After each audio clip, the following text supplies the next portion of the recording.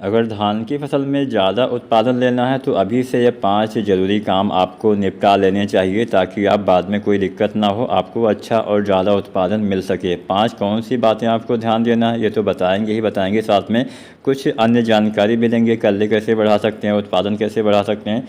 तो पूरा वीडियो देखिएगा। सबसे पहले तो आपको ध्यान देना है वैरायटी के चयन के ऊपर। मार्केट में ढेरों वैरायटियाँ इस समय आपको दिखाई दे जाएंगी, कुछ अच्छी भी होती हैं और कुछ अच्छी नहीं होती हैं। जो वैरायटी अच्छी होती है आपको पहले से खोजबीन करना पड़ेगा, आपको अच्छे से ढूंढना पड़ेगा कौन सी वैरायटी आपको लगाना है, आपके इलाके में कौन सी वैरायटी अच्छा उत्पादन दे सकती है। अपने क्षेत्र के हिसाब से आप किस्मों का चयन करिएगा और जो वैरायटी आपके वहाँ पे अच्छा उत्पादन दे रही हो वही वैरायटी लगाइए। कोशिश करिए नई वैरायटी लगाने का, क्योंकि नई वैरायटियों में बीमारियाँ कम आती हैं और दवाओं के ऊपर खर्चा भी उसमें कम करना पड़ेगा। कोई वैरायटी भले ही थोड़ा कम उत्पादन देती हो लेकिन उसमें बीमारी कम आती हो, इस बात का भी आपको ध्यान देना है, क्योंकि बीमारी लगने के बाद उत्पादन तो बहुत ही कम मिलता है। इसके साथ साथ गिरने के प्रति सहनशीलता भी होनी चाहिए, क्योंकि फसल गिर जाती है तो भी नुकसान होता है। तो वैरायटी का चयन अपने विवेक के अनुसार आप करिए। इसके साथ साथ नर्सरी प्रबंधन पे आप ध्यान दीजिए। नर्सरी प्रबंधन पे अगर आप ध्यान नहीं देंगे तो भी एक स्वस्थ नर्सरी तैयार करके धान की फसल में आप 10% तक ज़्यादा पैदावार ले सकते हैं।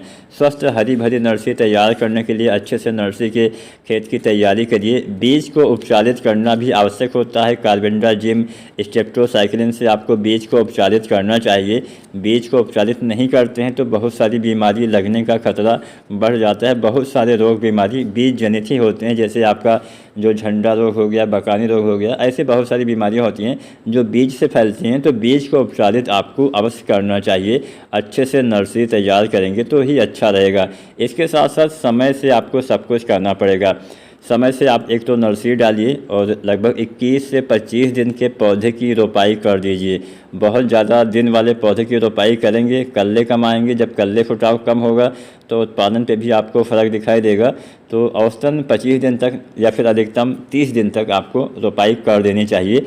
पौधा उखाड़ने के लगभग 15-20 घंटे के अंदर ही रोपाई करना बेस्ट रहता है। अधिकतम 24 घंटा आप मान सकते हैं, लेकिन जितना देर तक पौधा बाहर रहेगा उतना ही पौधा सूखेगा। उसमें जो है पत्तियां सूख जाती हैं, पीली हो जाती हैं, जड़ें खराब होने लगती हैं, जिससे पौधा रिकवर होने में लंबा समय लगाता है, जिससे आपका ही नुकसान होता है।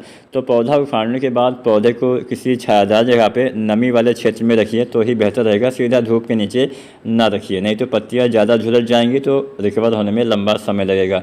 अब कुछ खादों के बारे में जानकारी आपको दे देते हैं। सही समय पे उचित मात्रा में खाद डाल के अच्छा उत्पादन आप ले सकते हैं, लेकिन ऐसा नहीं होता कि यहाँ ज़्यादा खाद डालेंगे तो ज़्यादा पैदावार मिलेगा। तो यहाँ पे हम 2 फार्मूले आपको बताते हैं, आप दोनों में से कोई भी एक अपना सकते हैं। अगर आप डीएपी खाद का इस्तेमाल करते हैं तो रोपाई के समय 30 से 40 किलो डीएपी डालिए, साथ में 18-20 किलो यूरिया डालिए, साथ में पोटास लगभग आप 25 से 30 किलो या अधिकतम 35 किलो तक डाल सकते हैं। बहुत देर वाली वैरायटी में 40 किलो तक भी डाल सकते हैं। तो मोटी मोटा 25 से 40 किलो पोटास डालना होता है। वैरायटी के हिसाब से मात्रा कम ज़्यादा कर दीजिएगा। तो पोटास, यूरिया और डीएपी ये 3 खाद रोपाई के समय डालिए, रोपाई से पहले डालिए, अंतिम जुताई के आसपास। इसके बाद में रोपाई के 25 दिन पे आपको फिर से यूरिया 30 किलो के आसपास या 40 किलो तक डालना है।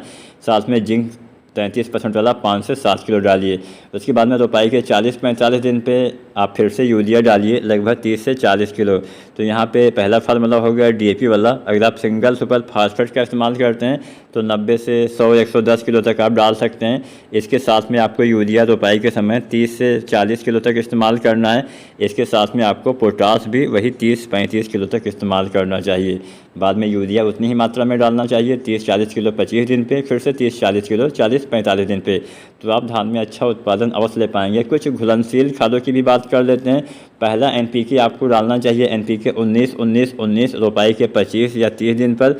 दूसरा एनपीके आपको डालना होता है 052-34, साथ में बोरोन 052-34। कोई भी एनपीके हो 1 से 1.5 किलो डालिए और बोरोन आपको बालें निकलने से पहले ही डालना है, गबूर अवस्था में। जब 052-34 डालते हैं तभी डालिए, अलग अलग घोल बना के दोनों एक साथ डाल सकते हैं। तो बोरोन 20% वाला लगभग आपको 100 ग्राम डालना चाहिए।